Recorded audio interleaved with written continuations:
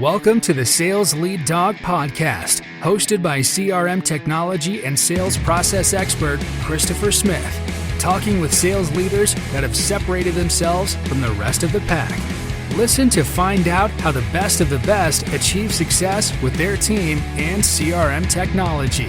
And remember, unless you are the lead dog, the view never changes. Welcome to Sales Lead Dog.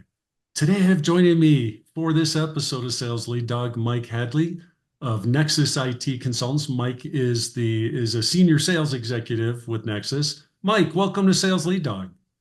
Thanks, Chris. I appreciate it. Thanks for your time and thanks for having me on. I'm excited to talk with you. Tell me a bit about Nexus. Sure. Yeah, so at Nexus IT, we're a full service IT support. So we can do everything from take over your full IT stack to what we call a co-managed IT situation where a company will come to us and maybe they have some gaps. Maybe they need help with projects. Maybe they need help with networking, data, cybersecurity, things of that nature. Or maybe they just need help with with their help desk.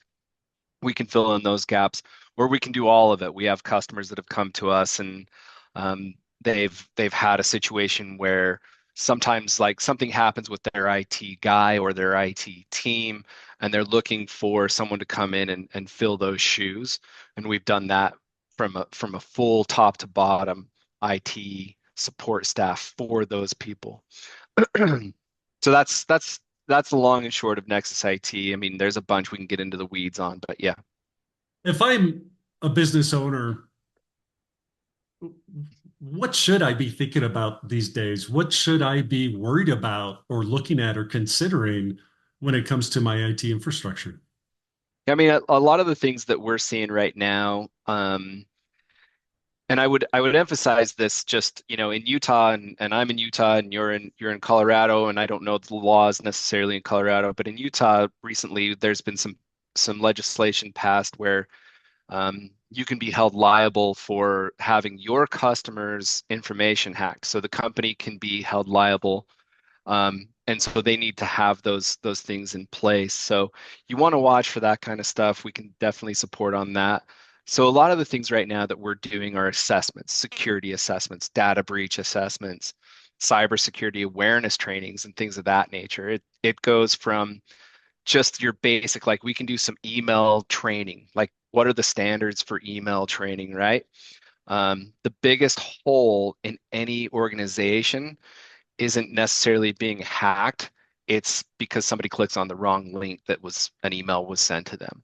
So we do email trainings, and so you can go start with something as simple as that to really high level, long-term assessments, and getting certified in SOC 2 or different types of compliance. And your average listener might not know what SOC 2 is, but those are just compliance standards for data security and cybersecurity. Yeah, that's awesome.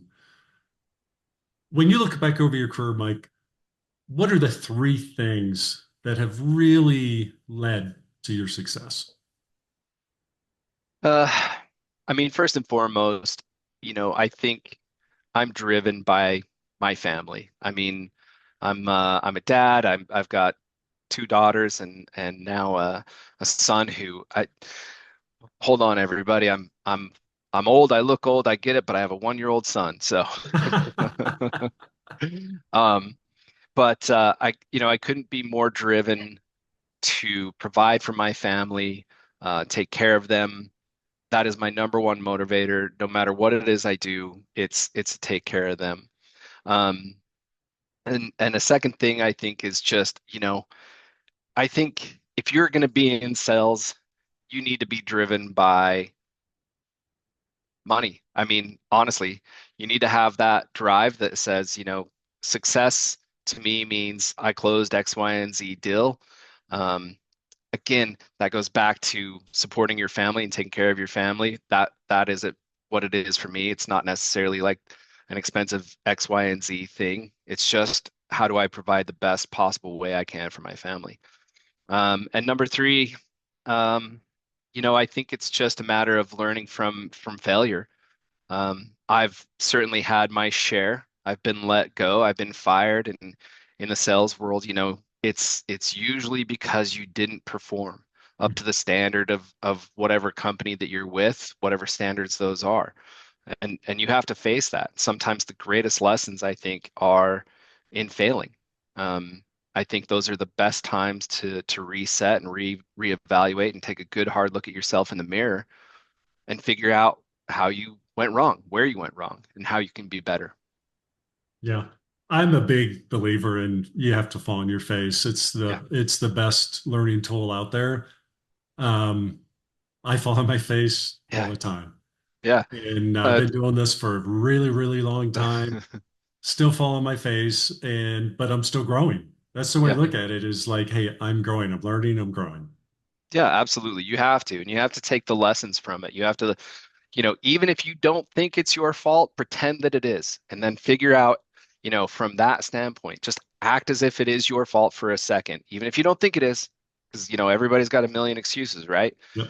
To put those excuses aside for a second, take a look at yourself and say, okay, I could have been better. How? Because there's always room for improvement. You know that.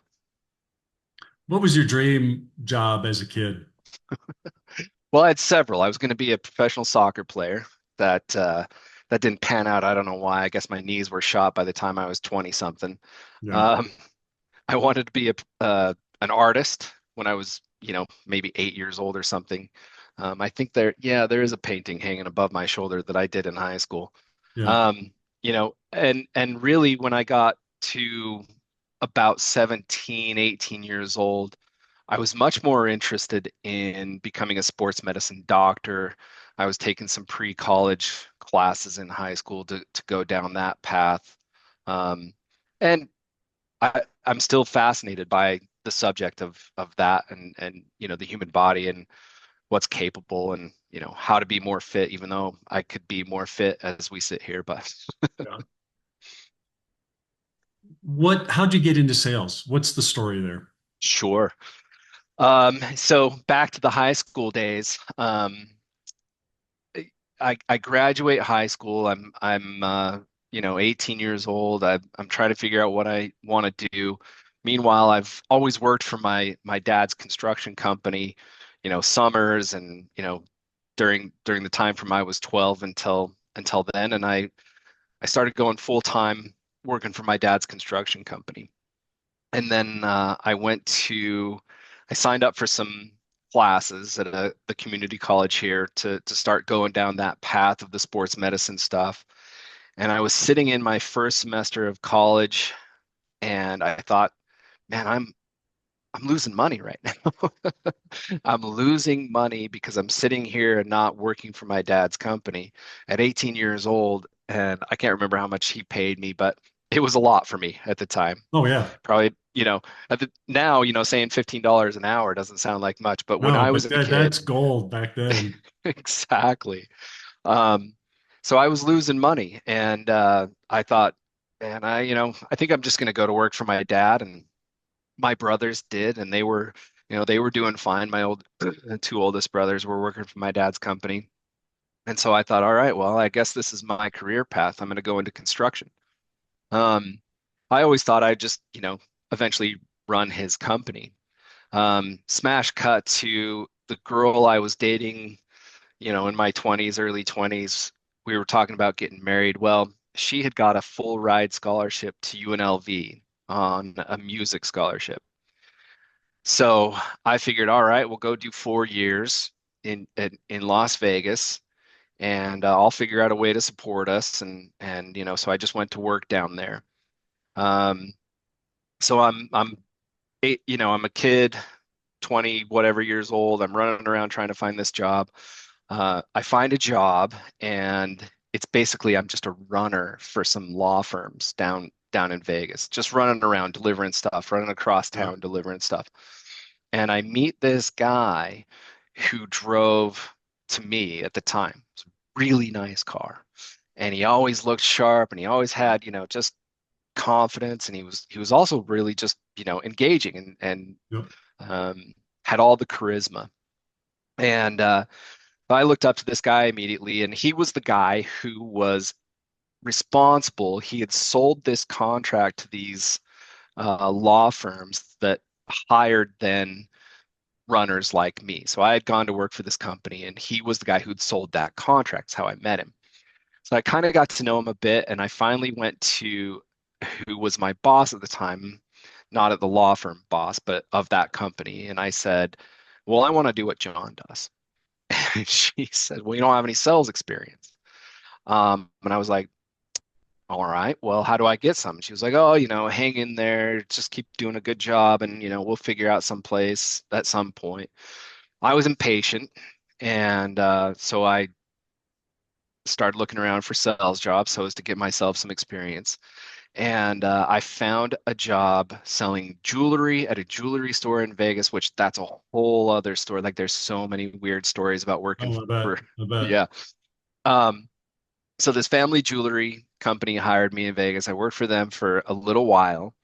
And then we all remember 9/11 happened, and they started shutting down everything at the jewelry store. Like no more overtime, no more working. The only way to make it in jewelry sales is to be at the store all the time. All the time. Yeah. Yep. So they were reducing everybody's hours and all this stuff, and so I had maybe a year and a half worth of sales experience under my belt, and I called my old boss back and I Yeah. said, "Yeah, I've got some sales experience now. You want to talk?" And she said, "Okay, sure." Yeah. Um, so she hired me. She didn't hire me right away as sales, but she put me in a spot that was better and on a path to learn to get into sales. Meanwhile, back home in Utah, my dad sells his construction company. Um, my brothers have to go find other work, and I didn't really want to work construction for anybody else's construction company. Right. So I eventually find myself in a sales role for the company was called Icon, IKON. They Oh, don't yeah. exist anymore. Yeah. Yeah, yeah. And so I find myself in a sales role down there. I was selling production print, and then Yeah. they had a print room there, and then I got kind of recruited into selling on the copier side. So I started Yeah. selling the I was thinking copiers. you were going to go there. Yeah, Yeah. yep, Yep. And that's what a great training ground to learn how to selling copiers. One of my best friends, that's how he started. yeah, And it's like you just have to hustle. yeah. And he would tell me how he would pick like the biggest skyscrapers in town and he would go up to the top floor and start working his way down, but he would have to jump floors to stay away from security because, people would call on him like, hey, there's a Hmm. guy soliciting here. So Yeah. he would work out, how to skip floors, but still cover the whole building and the whole time trying to stay ahead of building security. Oh yeah, it's hilarious how much, and I mean, if anybody has read Rich Dad Poor Dad, you're always thinking, oh, I'm gonna go sell copiers, and then I'm gonna be, Robert Kiyosaki. Oh yeah. Yeah. Yeah. Yeah, no, Yep. but it's a great training ground to learn. Yeah. You got to hustle Yep. and always be selling. Yep. It's like, and you eat what you kill. Yep. But no one's going to hand it to you. You got to go out and earn it. Yeah. Yeah. It was a great lesson, and I was there for years. I was actually with that company for 10 years. And I really learned a lot, and still have, even today have a lot to learn, but it was a great start to my sales career. And like I said, at that point I really didn't have any other options. I didn't have construction in the back pocket, and I'd already been in this role for X amount of years. So here I am 20 plus whatever years later, still in sales. Yeah, no, that's awesome. I love it. Um, what are the key takeaways, the big lessons that you learned that you're still leveraging today? I mean, I guess from that experience, you mean? Yes. um I think the biggest thing is really what I learned is there's a lot of strategies for sales. There's a lot of different people with a lot of different strategies, and I think that there's value to each one and different ones. I think the biggest thing I learned is that, not one set of strategies works for every single person. When I started my sales career, I would say I was probably very, what's the word I'm looking for? Like direct and hard hitting and trying to close hard. Yeah. Um, and I have never liked that side of sales. I think eventually I learned that if you're doing your job, at least this is my opinion, Chris, if you're doing your job well, hard closes are never really necessary. Right. If you're doing your job well and explaining, you know, X, Y, and Z and hitting all the buttons, a hard close is almost really not that necessary. I would say 90+% of the time. I And I agree. don't, yeah, and I don't like it anyway, so I don't really Yeah, do it. and selling to me, selling anything meaningful, very hard to do, to be that type of heavy-handed, pushy, Yeah, trying to back someone into a corner like they have yeah, no other option. yeah, To me, it's also a very short-term relationship yeah, if that's how you're selling. Um, yeah. No, I 100% agree with you on that. And in Salt Lake, in this town, in Utah, your reputation really means a lot around here and follows you around. So the fact that I don't use those type of tactics, the here's a pen, press hard, third copy's yours kind of stuff, I don't use those type of tactics. I don't use the brain math and all there's man, I learned this one. I can't remember what it was called, but it was this tactic that you used of questioning, and it was sort of this manipulative mind game to yeah, get people into a place where you could kind of push them in. Now, it's fine if what you're talking about is real when you talk about like real concerns that the customer comes to you with, but like yeah. manipulating somebody into that, I don't like that. No, no. To me, it's these days, for at least the kind of stuff that I sell, I want to have my customer for years, Yep, not just a single transaction. yep, Um, Thank you, see you later. yeah, I want them for years, and so I have to build a rapport. I have to build a relationship, yep, and I have to become their partner, their trusted advisor. All that takes work and effort to yep, do that. Um, yeah. but the long-term payoff is fantastic. Yeah, no, I completely agree. And in my world now, prior to coming to Nexus IT, I don't sell a thing. I don't, yes, I can sell you a computer, but it's not what we sell. I can sell you a network stack, but it's not really what we sell. We sell, you know, labor. We sell an untangible thing that says, I'm going to support you. I'm gonna be here for your company long term. My company and me, we're gonna be here for you, years 3, 4, 5, 10, however long, and we're gonna coach you through this process of adjusting your IT and whatever else you need to be successful for your company. That's a different process than, here's a copier, it's 60 pages a minute, does black and white and color, Oh blah yeah, blah blah. That's nobody feature cares. sets. Yeah, nobody Yeah. cares, No, you know. So yeah. this particular role was a learning curve for me when I came on with all of my machismo charisma that I thought I had when I came on. I was humbled. I didn't sell anything for the first 6 months at Nexus Oh yeah, IT. yeah, yeah. It's a different world. What's the hardest thing about your job? Oh gosh, I think the hardest probably is really we have an internal team, we have internal processes, and the hardest part really, customers and leads and stuff like that. Every sales job comes with customers and leads. You gotta go find them. So that's par for the course. Internally, we have a team of really, really smart people.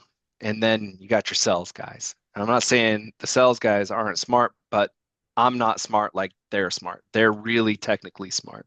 Yeah, And when we come to that team with a new project or a outside of the box type of an agreement with a customer, that's a tough sell internally. Like we've got to navigate that the right way so that we're getting them on board way ahead of a potential customer that we might not even get, but we hope we do. And we're preparing them for that moment when we do get them, or if we do get them, that they're not shocked, surprised, frustrated with the work that needs to be done. Mhm. We've had to change a few things that we've done internally at Nexus as a sales team and as a support team to get on that same page, so to speak. It's Yeah. taken some time, but and it's still a process, right? But Yeah. you know, it's turned around pretty well, I think, I hope. But yeah. Yeah. No, I get it. It's I talk about this all the time with in my world selling CRM Mhm. that people are often very focused on the sales process and we need to manage the sales process. But I'm like, hey, that's like 10 to 20% of the conversation we need to have. Yeah. Because if you're like most businesses, you want this customer for a very long time. So now we sold them something. The big part is now we need to deliver, we need to drive customer success. There's all these other things that are going to happen once that deal is flagged as closed won in Hmm. CRM.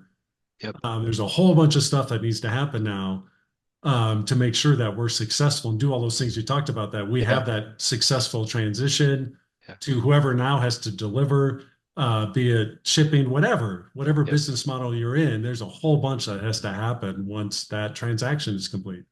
Yep. And so I think that's really important. And I see that as a major struggle for so many businesses. I mean, because the work I do, when I come in, we put a spotlight on stuff just what you're talking Yeah. about. And it's not easy. Those are hard problems to solve. Yeah, it is. It is. I mean, you've got a team that literally will say, hey guys, we can't take on any more customers right now. To the team whose job it is and who will actually get let go if they don't bring Yeah, in more customers. right, You right. know? Yeah. Yeah, yeah. So what is your, as a leader, what is your approach to building a team, keeping them motivated, keeping them focused? What's your approach? I think the first key there is really finding the right people, which I think is maybe the hardest part in sales. You can talk to 10 people and be really impressed with, 4 out of or 6 out of the 10 by the conversation that you had with them. They've got some experience, they've got some history of success. Um, you know, but where the rubber meets the road is, are they long term? Are they going to follow through? Sales is a game in a lot of worlds where you're left to succeed or not, Mhm. and it's up to you. A certain company will, like you mentioned, oh, we got to manage the sales process, we got to track numbers, we got to, funnel this and funnel that, and CRM. Sorry, man, but you watching those CRMs, the real rubber meets the road is when your boss shouldn't really be checking in or needing to check in on you. You should be going and trying to find and close deals without that hanging over your head. You Mhm. you got to find that person. Sometimes that's hard. But moving on from that, let's say you do find the right person. Um, I think really the biggest thing for me is, like I said before, is empowering those guys to have that time, um, and tools necessary to do that. So what do those tools look like, and what does the time look like? Because in sales you got 8 to 5, or whatever it is, business hours when customers are open and you can try to talk to them. All the meetings and all the reporting and all this other stuff. Like, I try to keep it, at least from my um, perspective, I try to keep those things to a minimum so that they have the maximum amount of time to be out in the field and closing deals and taking people to lunch, and whether it's taking guys for a drink or coffee or whatever it is, doing those kind of things that sales guys have been doing for ages, um, and really just empower them. And then, you know motivating, a salesperson is really just reminding, I think, in my opinion, what helping them to remind themselves, I guess, in a way of what brought them there in the first place. You know, I I don't need a reminder. I have a 1-year old, as I mentioned, and he's up early, and my wife and I do the best we can. But that's a constant reminder for me every single day. But everybody needs a little push once in a while. So it's, hey, let's sit down, let's chat about, what motivates you. Where do you want to go? What's it going to take to get there? What do those goals look like, and what are the steps now that need to be done to get you to your goal? Oh yeah. Do you like to give your team, do you hold a tight rein or do you give them a lot of rope? A lot of rope, Why? a lot of rope. Again, it's a, it's really trust. I think when you have when you have good guys on your team and you have the trust, you don't need to be tight rein. You don't need to be watching over them. You don't need to be micromanaging every single piece of their day. I don't want to know what you're doing. If you're not in the office, I don't want to know what you're doing. The reality is that that guy might be, or that person might be on the cells or on the golf course. Well, he might be on the golf course with somebody that he's Mhm. trying to close business with. Yeah. That's absolutely fine. I don't need to know that. What I need to know is, where are we at? Like, what's your goals for this quarter? What's your number? How are we going to get there? What are the steps that we're going to take to get there?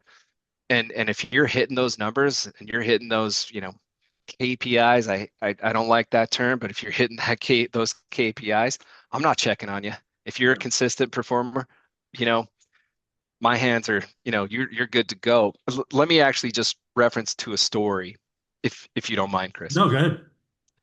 I have a really good friend of mine. He used to be at a hedge fund investing in tech companies. His company had put some money into, I don't remember the type of company it was, but they put some money into this company. And the CEO would always complain to my friend, hey, I've got this sales rep who, he doesn't come into the office. I don't know what he's doing, and I don't like it. And my friend's question was, well, what are his numbers like?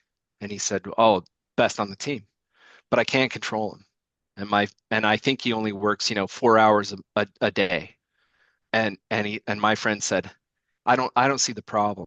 And he said, no, you don't understand. He was only working 4 hours a day, maybe. And he says, yeah, but is he killing it? Is he killing it for you? Is he doing the job that you hired him to do? Yes. Okay. Leave him alone. Yeah. You know, it's really about like you when you hire for your company, you're looking for a tool to do a job. Yeah. You're looking for a screwdriver to do that, to tighten a screw. He's not a wrench. He's not a pair of pliers. He's nothing else. He's a screwdriver or a hammer, however you want to look at it. But that's what you hire for your team is you hire the tool for the job, and then you let that tool be that thing and let it Yeah. go and do its work. Yeah. That's like, no, baby, you want a horse that's pulling you hard and Yep. fast. Yep.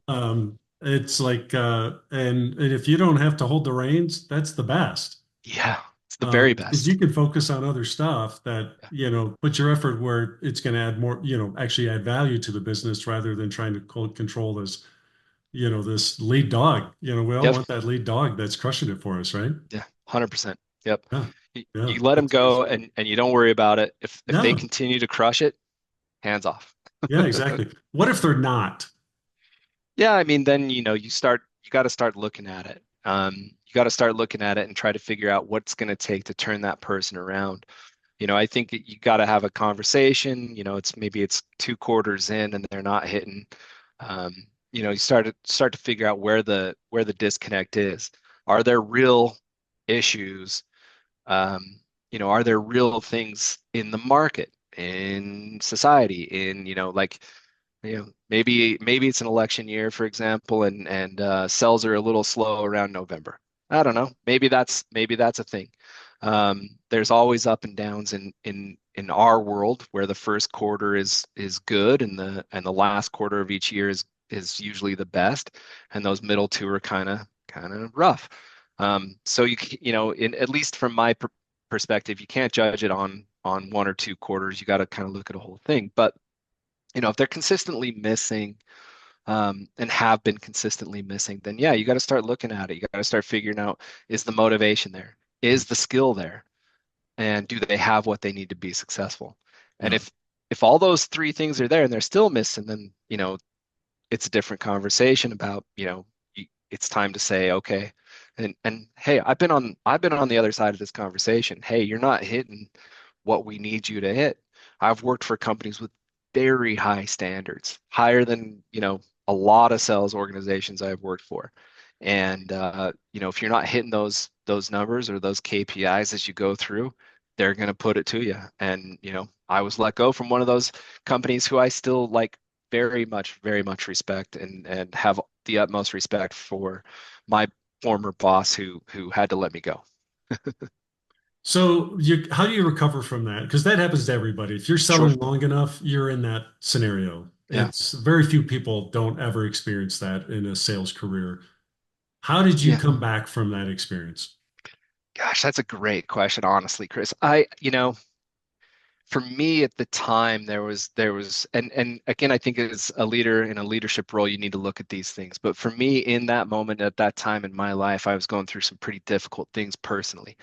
Um, but it still does make you question yourself. Yeah. It makes you question whether or not am I good enough for this? Should I look for, a different career path? And I've been down those rabbit holes in my brain more times than I care to admit. Maybe this isn't the thing. Maybe I'm actually not good at this. Maybe I need to, go back to college and be a doctor. 8 years. I'm 46 years old. Can you imagine? Oh man. Um, how do you come back from it? I think that's a great question. It's maybe like one of the better questions to really think about. But you know, if I had to put one thing on it, you do have to, I think you have to allow yourself to go through that process. You have to go through the process of questioning yourself, um, of looking at yourself in the mirror, like I've said before, and then ultimately, if you decide that this is the thing, you come back from it and try to learn from it and say, here's, yes, these other things surrounding my life were real things, did happen, were tough times. Did I come out of it still alive, still breathing, still got food, still got water, right? The three basic things. Can I make another go at it? And do I have the stomach for it?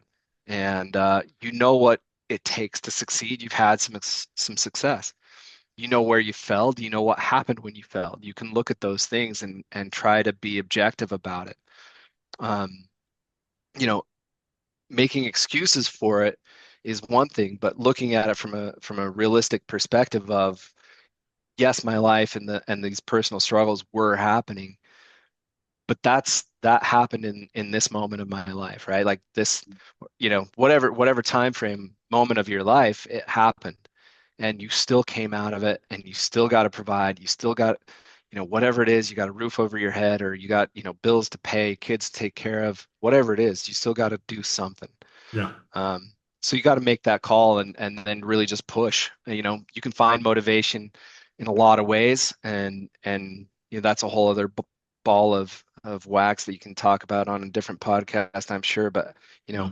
all the books that are out there to get Yeah. motivated and all the things, where do you dig deep when it doesn't feel like there's anything to dig deep into? Yeah. No, exactly. There's always something there. Yeah, You just have to find it. yeah. And it may not always be apparent. And but it's, I've been in the moment where there was one point in my career where my brother came to me and said, "Hey, I had sold my business. I'd taken a year off, went to grad school, got my MBA, Hmm. and got that. And then I literally took some time off, took a few months off to actually like, all right, I just need to sit and do nothing for a little while. Yeah, But then yeah. I was like, all right, my batteries are recharged. I'm ready to go into the next thing. And my brother came to me and he's like, hey, I know you're probably not at all interested in doing this, but would you be interested he was part of a executive team. They were doing a $40 million implementation of ERP, and I'd never implemented ERP before. He's Yeah, like, I think you would be a great team, person on the team. And it ended up being one of the coolest experiences of my life, sure. and so it's like you just have to, I think in those moments you're facing that fork in the road. Yeah, You have to be going down the one that's looking kind of gnarly, yeah. like, hey, I don't know if that's really the one to go down, but man, it oftentimes being super, super interesting, Yeah. And so Yep. um, that's great. CRM, do you Mhm. love it or do you hate it? I think it's a necessary evil. Right in the middle. Yeah, honestly, there are some things that I really do feel like are necessary for a CRM. And then there are things that I feel like are really not necessary. And I think, there's a lot of CRMs out there, different versions and all that kind of stuff that have different levels of being good or bad or whatever. All of them ultimately have a bunch of, things like a funnel, what are you closing? What are the percentages of these deals closing? So you either move them this way or you move them this way or this way, up or down, whatever your funnel looks like. Um, and as a sales guy, for me, as just the purest sales guy, I don't like reporting. I don't like spreadsheets. My brain doesn't work in that way. So I don't, I'm not good at it. Organization skills, terrible. I try to be better at it. I've learned to do a few things over the years to keep myself organized. But if you saw my notes, it would look like a mess to almost probably anybody, but me, it makes sense to me. So that's kind of where I see CRM is a necessary evil. You got to be able to say, I closed this deal and move Yeah, it to that stage. And you got to be able to track a customer. You got to be able to track and keep them in a good, easily retrievable central location that a CRM provides to be able to say, I had this meeting or I had this conversation, and you know, the ugly part of the CRM is that your boss or the leadership of your company is going to look at all of that stuff and ask you what happened. yeah, And yeah, that's okay. There's nothing necessarily wrong with it. But as a sales guy, you just want to go sell. You don't want to yeah, spend time on organizing information and data. yeah. But so, I mean, that's my take, Chris. Yeah. Um, if you had a magic wand and you could fix one thing with your CRM, what would it be? Um, I closed more deals in Q4. No. That's Um, not CRM. I That's know. selling. Yeah, but I want the CRM to just make it To so, show right? that happen. Okay. hmm Yeah. Yeah. No, I don't know. I think the one thing, uh it- maybe it's an AI thing. I don't know. But something that was a little bit more intuitive, I guess, that Yeah. that took some of the guesswork out of it. I think maybe this is in the works someplace, probably is.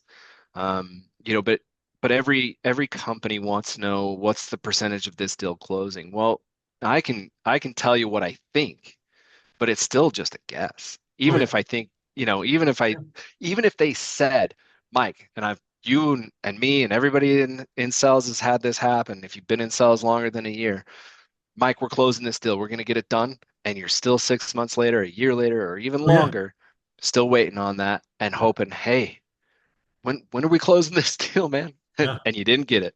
No, exactly. That's the toughest one, I think, is estimated close date. That it's the reality is you can't control it. Right, You can influence it, you can't control it. right. And even your ability to influence it, at least for the stuff that I sell, because they're very complex deals, um, the reality is I have very little influence over it. hmm Yeah, All I can do is what I can do to get them, things I've learned over the years. But the reality is, it is a guess. It's my best guess, yeah. but I'm not controlling all the other factors in place, because they might be waiting, like they may be waiting for their big deal to close. So they've got the revenue to come spend money with me. Yep. And so it's like this downstream ripple thing, which is often the case so yeah, I think that's a pretty common existence when it comes to CRM. Oh yeah, for Mike, sure. we're at our time here on Sales Sure. Lead Dog. It's been great talking with you. I appreciate you coming on the show. People want to reach out, connect with you. Maybe they want to learn more about Nexus. What's the best way for them to do that? Yeah, you can send me an email. It's Mike at nexusitc.net.